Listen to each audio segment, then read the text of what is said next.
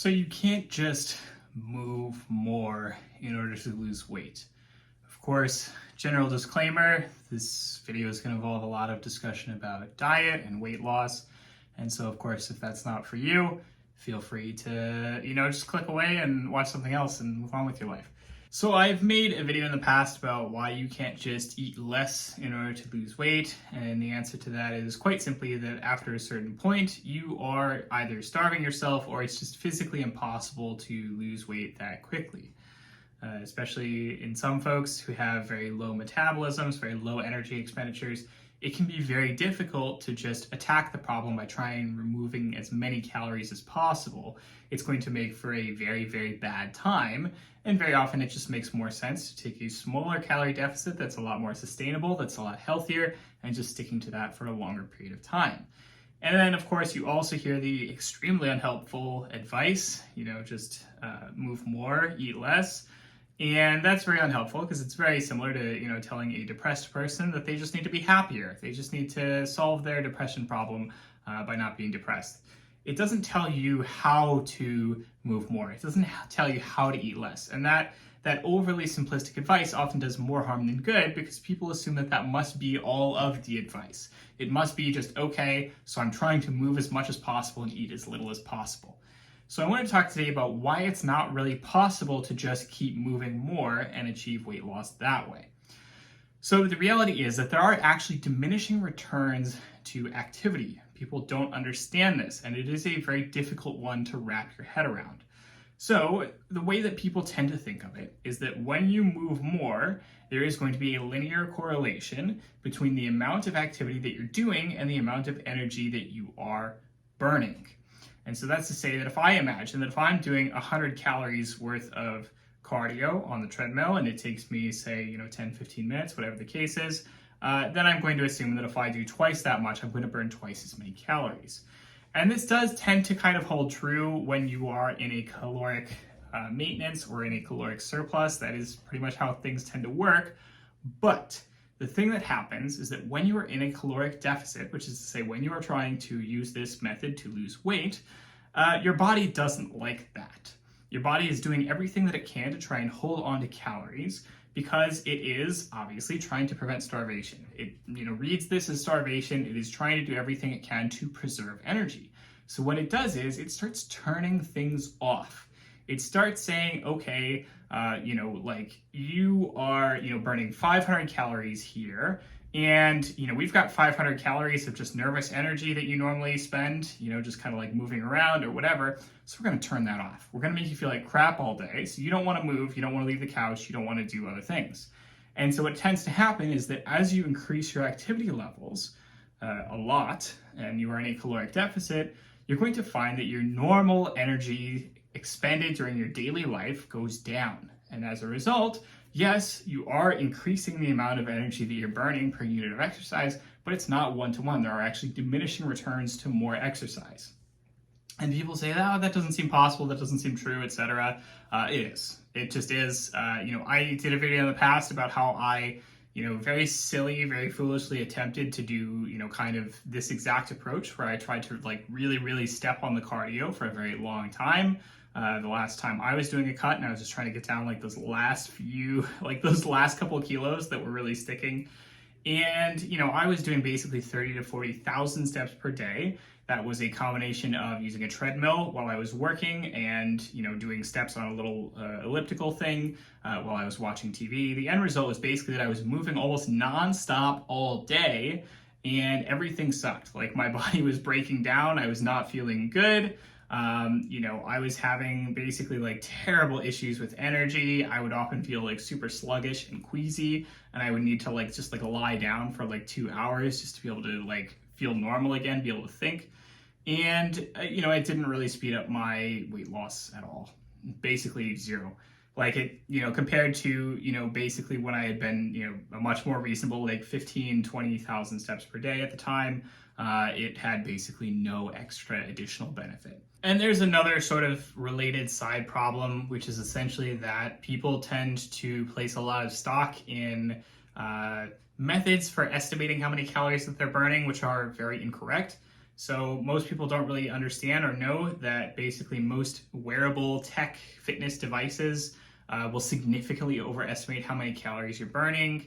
There are significant flaws with the technology. Doesn't tend to work very well. Gives you maybe a rough generalization that works well for some people but doesn't work well for most people. And so most people will take their Apple Watch or whatever, they'll look at that and they'll say, oh, it says I burned 700 calories or whatever. And they'll think that they actually burned 700 calories, and maybe they actually burned like 300 or something like that. Exercise burns a lot less energy than people tend to think in the first place. And so again, when you're talking about diminishing returns on top of that, and the fact that everyone's like looking at their watches or looking at this silly little thing on the treadmill, it's like, hey, you burned 1,200 calories on this 2-hour-long workout. And it's like, that's just not true.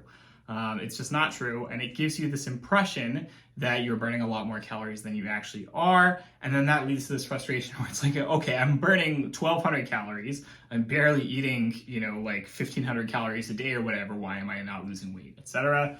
And it's because, like you've probably got, okay, you're actually burning like a few hundred calories, and then like maybe you're misunderstanding, how much food you're eating or whatever. It's very easy to also just get obsessed with it as a numbers game and treat it specifically like a numbers game. Calorie counting has its uses, it has its places.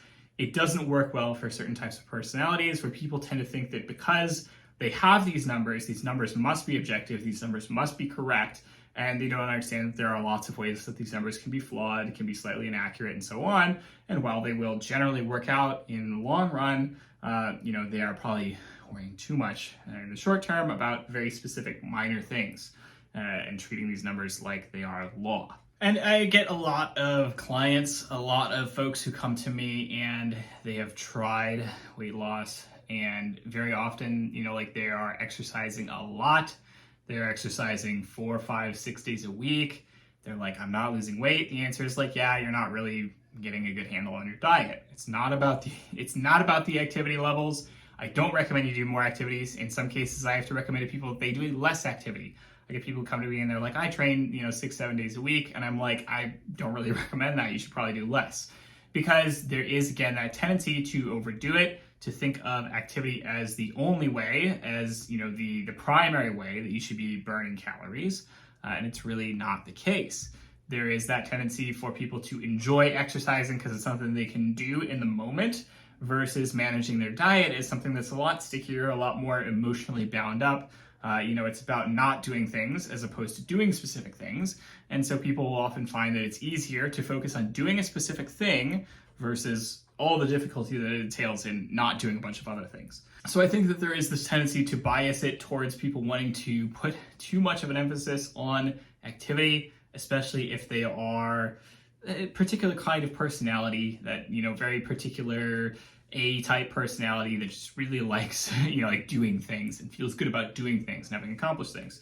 And of course, activity is good for other reasons. Activity keeps your energy up, keeps your expenditure up, builds muscle, builds strength, all those other wonderful things. Those are all great. Obviously, you want to keep doing plenty of activity, but that's not to say that you can just imagine that you can just keep cranking that dial up and up and up and up and up, and you're going to still keep seeing results. You're not after a certain point, and there's basically no value to it. So, what do I actually recommend in terms of decent activity levels for weight loss? Typically what I would say for most people is I recommend like 3 or 4 days a week of lifting weights, good, solid weight training program, hitting every major muscle group. And then sprinkled throughout the week, you want to try and do a decent amount of cardio. So that could be something like picking an arbitrary number of steps per day. Obviously, 10,000 steps per day is a very, very arbitrary number. You don't have to hit 10,000. Even as good as like 5 to 7,500 is usually pretty good for many people. But so long as you're just maintaining some level of like, okay, I'm actually keeping my energy levels, I'm actually keeping my expenditure levels up. I'm not just sitting around doing nothing all day. Ensuring that I am getting a decent amount of energy burned and, not pushing it too much beyond that. And then just managing your diet. At the end of the day, it will come down more to managing your diet than just cranking it up. And again, as I've covered in the other video, that it's not just about eating less, and it's also just not about moving more. It's about that combination of the two that's really going to be the magic. that is where you're really going to see results, is by, actually managing both of those in an intelligent way, and then just sticking to it, and also being patient, sticking to it to the long term. Obviously, a small deficit of, say, 500 calories a day results in 1 pound a week. If you want to lose, 20 pounds in the next 10 days, obviously that's not going to happen, and you are setting yourself up for failure. You need to be thinking long term, okay, what do I want to do in 6 months? What do I want to do in a year? What do I want to do in 2 years? What do I want to do in 5 years? And that is the problem, because for many people, they are coming at this as beginners. They don't really know what they're doing. They don't really know how to set up a good weightlifting program. They don't really know how to set up a good cardio program. They don't really know how to manage the diet intelligently, or maybe they have emotional issues tied up in that. And they're not thinking long term because they just haven't been taught to think long term. They can't think 6 months into the future because, they don't even know the basics of like how to do a bench press, for example. They're worrying about all these other things that they have to be managing and mastering in the short term. They don't have time and energy to focus on the long term.